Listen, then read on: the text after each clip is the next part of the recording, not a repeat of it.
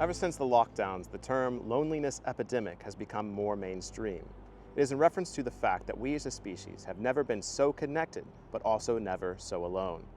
We went from a society of farmers who raised their children in small, tight-knit communities to now over 56% of the world population living in major cities, with projections for this being over 70% by the year 2050.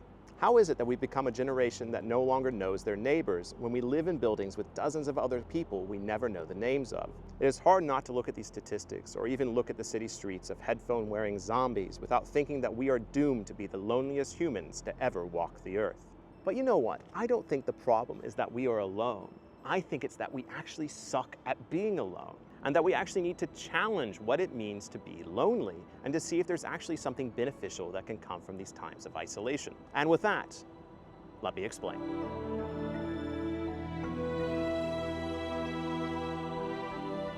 So if this is your first time with the channel, my name is Jacob Toddson, and normally I film videos on spirituality, ancient religions, and how they survive today. And while I do think this is a conversation that's wrapped in spirituality, I think this is something that has been at the core of my personal growth and journey in the last 5 or so years, and that is dealing with anxiety, depression, and loneliness. I am on my way to prepare for a vision quest here in just a few weeks in Colorado. Now, I'm not going to necessarily talk about vision quests this entire video, and I plan on making a full-length video discussing vision quests and what they mean and how to do them, and going into all that details after I conduct it.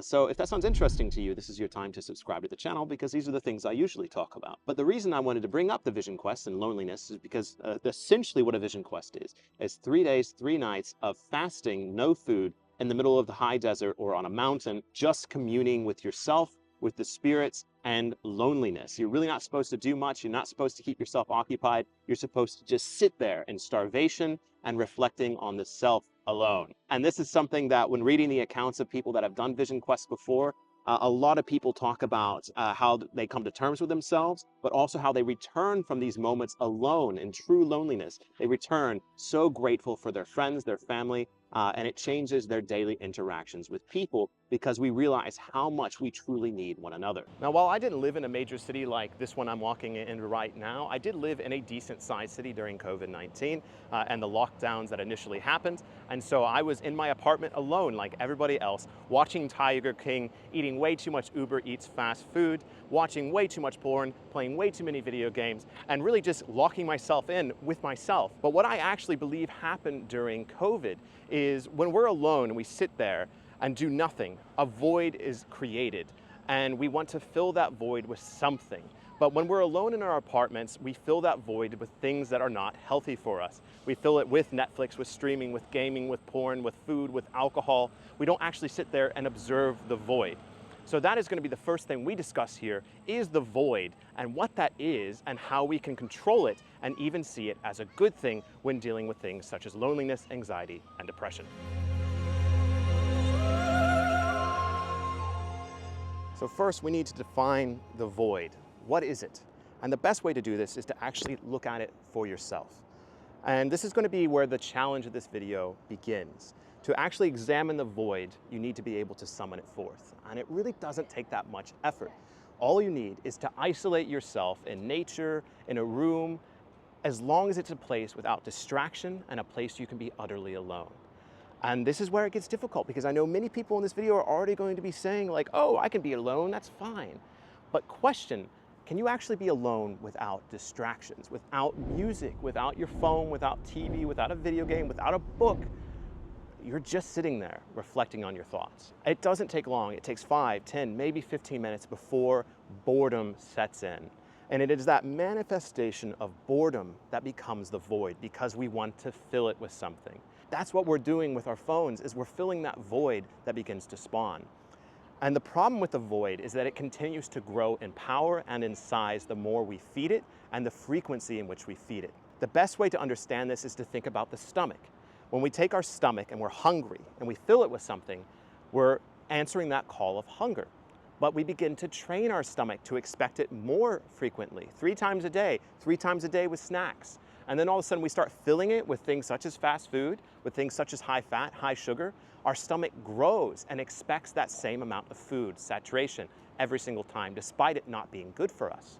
The void is the same way, the void of boredom. When you start filling that void with things such as streaming services, video games, porn, alcohol, other addictive things, you're helping that void grow in intensity and in desire.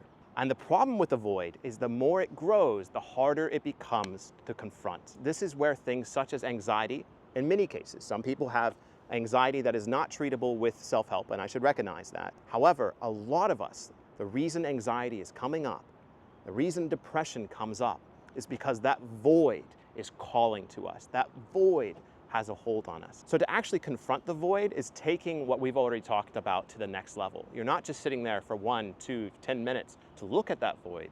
You're pushing that boundary.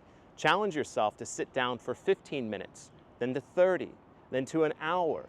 And I want you to work your way up to sitting down for 24 hours, complete and utterly alone with that void. And what you're going to find is that void shifts and becomes a reflection of yourself. But what happens when you take even just 12 hours, from the moment the sun rises to the moment the sun sets, finding a spot where you can be completely alone and just look at nature? You end up just looking at yourself for 12 hours. You talk to yourself, you reflect on past deeds, your accomplishments, your failures, and by the end of that 12-hour process, all you want to do is run and greet a family member or any person and to say, I've learned so much. It's kind of crazy how much just 12 hours of reflection without distraction really can change things for the better. A lot of the introverts I know fill their time alone with distractions such as video games, television, or even hiking. For me, when I go out and be alone, normally in nature, I'm doing something, I'm hiking, I'm looking for a waterfall. But instead, I'm going out now with the intention of doing absolutely nothing and only using this time to reflect on myself and call to the spirits. And this is where you can take it that extra level, is if you are looking for a spiritual connection, don't just look at that mirror, but call out into the void and talk to God, talk to Odin, talk to the great spirit, the mountain, the valley, and see what gets yelled back at you. One thing I want to address is that while this might seem as a form of meditation, it's not really in the same way that, say, a Buddhist meditation would be, a Zen meditation. Because the point of a Zen meditation, Buddhist meditation, is to clear the mind in order to achieve enlightenment. Now, this is definitely a way to do this, a way of kind of facing that void is to clear it out. But from my understanding, my learnings, and my practices with this so far, it's not about clearing the mind as much as it is about facing what comes up through the mind. Because our life builds up so much shit, so much trauma, so much tragedy, so many things that we just need to process. And what this allows us to do, what this form of meditation and self-reflection allows us to do, is to confront those things. Not to scoot them aside, not to clear the void, but to face the void. So it is a little bit different, and I don't think I can provide a script for that other than face what comes up. When a thought comes to you, follow that rabbit hole and see where it leads. The last time I tried this on myself, what happened was I started thinking about death. And sometimes we want to scoot that aside and be like, I don't want to think about death. But instead, think about it, see what comes up. And I think you'll be really surprised what happens instead of scooting away those thoughts, is when we actually start looking at them, questioning them, and seeing where they lead us.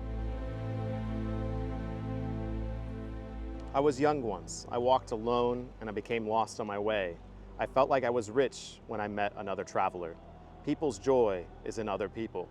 One of the greatest struggles in my research into Vision Quest is what happens when people return. They have this time out in the desert, in the mountains, in the valleys, in the canyons, where they see their true selves within that mirror, when they confront the void like a hero of old, and they dig through their own darkness to see who remains on the other side. But then what happens is they go back to the skyscraper, they go back to the city, they go back to filling the void with the shit again. And this is one of the biggest struggles when it comes to modern spirituality, when it comes to plant medicines, when it comes to personal growth, is that we backslide, we don't integrate.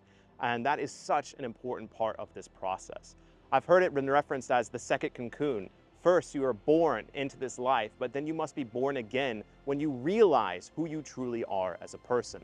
And I think with Christianity, there is the idea of being born again, being saved and in salvation.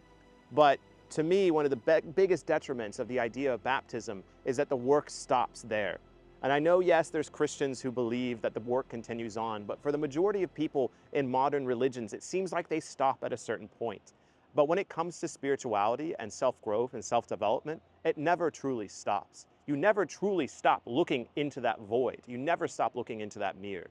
Ultimately, I know this video is not going to be useful to everyone. I know that not everyone's going to get something out of this video, but for the few that it inspired, the few of you it inspired to get out there and look at yourself and question that anxiety, question that depression in a spiritual way, I really hope it helps you. Let me know if you do any of this down below in the comments, and let me know if it helped you. Truly, I've been a person with a lot of anxiety. I've been a person with a lot of depression issues. And to actually sit down and confront that void, to confront myself, has been one of the greatest healing experiences I've had since walking this spiritual path 6 years ago.